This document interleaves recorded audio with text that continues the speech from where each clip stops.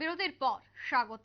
দেশের তরুণ ক্রিকেটার যশস্বী জয়সওয়াল একের পর এক সাফল্য অর্জন করছে। আবারও ইংল্যান্ডের বিরুদ্ধে রাজকোটে ফের ডাবল সেঞ্চুরি করেছে যশস্বী জয়সওয়াল। দ্বিতীয় ইনিংসে ফের হাফ সেঞ্চুরি করলো সরফরাজ খান। ভারতীয় ব্যাটারদের তাণ্ডবে একেবারে কোন ঠাসা হয়েছে ইংল্যান্ডের ক্রিকেটাররা, সেই বিষয় নিয়ে আমি বিস্তারিত জানবো। টেলিফোন লাইনে রয়েছে ক্রীড়া সাংবাদিক বিপ্লব চন্দ্র। বিপ্লব দা, আমরা এর আগেও দেখেছিলাম যশস্বী জয়সওয়ালের সাফল্য এবং পুনরায় ডাবল সেঞ্চুরি যশস্বী জয়সওয়ালের, কি বলবে?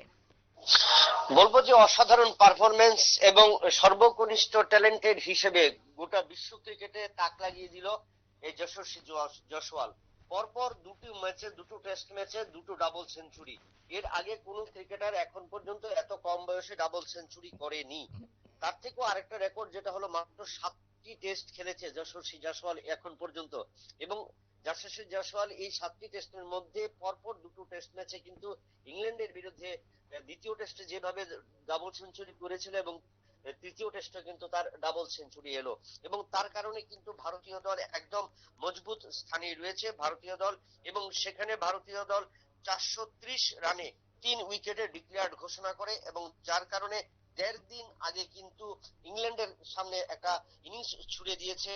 এবং 553 রানের, এই 553 রানের ইনিংস যদি জয় করতে পারে তাহলে ইংল্যান্ড জয়ী হবে এবং ভারতীয় দলের বিরুদ্ধে লড়াই করবে। তবে তুমি যে কথাটা বলেছো যে যশস্বী জয়সওয়ালের অসাধারণ পারফরমেন্স, অসাধারণ, কারণ 236 বলে 14টি 4 এবং 12টি ছক্কা। টেস্ট ক্রিকেটে এমন কোন ক্রিকেটার নেই যে ডাবল সেঞ্চুরি করার ক্ষেত্রে 12টি 6 মেরেছে।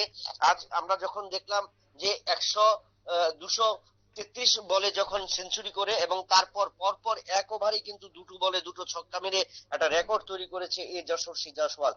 12টি ছক্কা এই 200 রানের ইনিংসে। এবং তার সাথে যে সরফরাজ যাকে নিয়ে বিতর্ক তৈরি হয়েছিল কতটুকু খেলবে, সেই সরফরাজকে আমরা দেখেছি মারমুখী ব্যাটিং করতে, এবং যেখানে সরফরাজ 72 বলে 68 রান করেছে এবং অপরাজিত রয়েছে। এই সরফরাজের ইনিংসও ছিল 6টি 4 এবং 3টি 6। অর্থাৎ এই দুই ইয়ং ট্যালেন্টেড যারা দীর্ঘদিন মানে ভারতীয় দলে বর্তমানে রাজত্ব চালাচ্ছে, তারা কিন্তু ভারতীয় দলকে একটা আত্মবিশ্বাস বাড়িয়ে দিয়েছে বর্তমান সময়ে এই ভারতের ক্রিকেট ব্যাটসম্যানের হিসেবে। পাশাপাশি রোহিত শর্মা। বিপ্লব দা, আমরা এর আগেও দেখেছিলাম যে রোহিত শর্মা যে এরকম টেস্ট ম্যাচে একের পর এক ডাবল সেঞ্চুরি করতে দেখা গেছিল, তবে কি রোহিত শর্মার সেই চাপ এবার যশস্বী জয়সওয়ালের উপর দেখা যাচ্ছে? নিশ্চয়ই দেখা যাচ্ছে, কারণ যশস্বী জয়সওয়াল হলো লেফট হ্যান্ডেড ব্যাটসম্যান এবং রোহিত শর্মার রাইট হ্যান্ডেড ব্যাটসম্যান।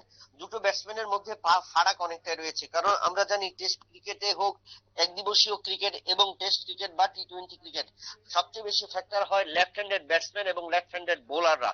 তো সেই ক্ষেত্রে আমরা যশস্বী জয়সওয়ালকে যেভাবে শুরু থেকে দেখেছি, বা এই মাত্র 7টি ইনিংস টেস্ট ম্যাচ খেলো, 7টি টেস্টে কিন্তু পরপর দুটো টেস্টে কিন্তু যশস্বী জয়সওয়াল দুটো ডাবল সেঞ্চুরি করেছে এবং রোহিত শর্মা ডাবল সেঞ্চুরি করেছে, যদিও সেক্ষেত্রে অনেকটা ফারাক ছিল। ডাবল সেঞ্চুরি করার পর 17 রান করেছে, কিন্তু জোড়া শতক কিন্তু আসেনি। এর পাশাপাশি যেভাবে মারমুখী বা আগ্রাসন ভূমিকা যশস্বী জয়সওয়ালের মধ্যে দেখা গিয়েছে, সেটা কিন্তু রোহিত শর্মার মধ্যে ততটা ছিল না।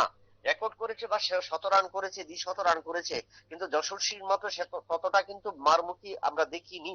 কারণ আমরা দেখেছি 190 এর ঘরে যাওয়ার পরে অনেক ব্যাটসম্যানকে আমরা মন্থর গতিতে ব্যাট করার দেখেছি, কিন্তু যশস্বীকে একদম পরিপূর্ণ, একদম দক্ষ ক্রিকেটারের মতো দেখা গেল। 190 থেকে 198 বা 92 93 করে যখন এগিয়ে যাচ্ছিল, তাতে কিন্তু মারমুখী যেভাবে শুরুতে ছিল সেভাবেই কিন্তু ছিল যশস্বী জয়সওয়াল।